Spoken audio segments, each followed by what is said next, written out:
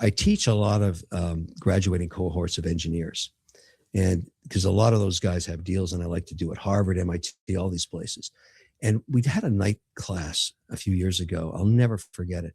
There's a guy up at the top, and these cohorts are like 600 people, some of these big classrooms. And it's a 3-hour session. That's long, 6 to 9 at night. We're almost at 9. And this guy puts up his hand who hasn't contributed anything all night. You start to figure out who's not doing anything, right? After 3 hours. He says, listen, I got to ask you a question.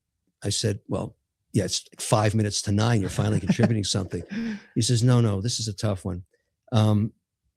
I've been running this business out of my dorm, and I'm about to graduate. It's a cloud business that provides compliance software for hedge funds that have $250 million or less, which is a niche business. Yeah.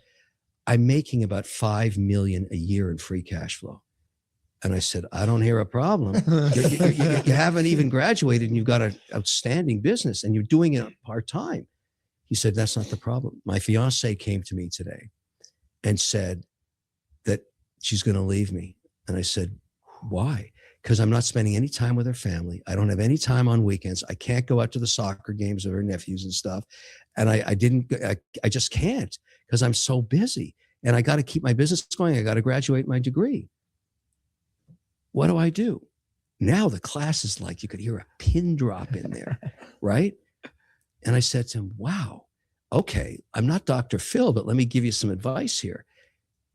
Which one is easier to replace?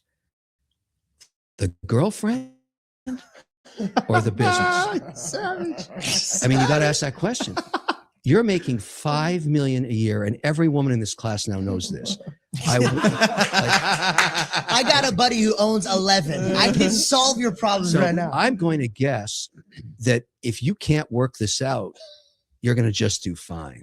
And I said to him, the way you got to think about it is she's not the right person. If she's not supportive of this journey you're on, you're obviously going to be wildly successful.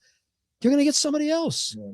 Now that caused a shitstorm. Really? Oh yeah. We didn't end the class for another 45 minutes because we started to debate the merits of how you value your time and what's important to you and where you should decide to be when you're an entrepreneur. You've got to find a partner, a significant other that understands the journey and is willing to support that journey, because that's ultimately how you're going to be personally free one day.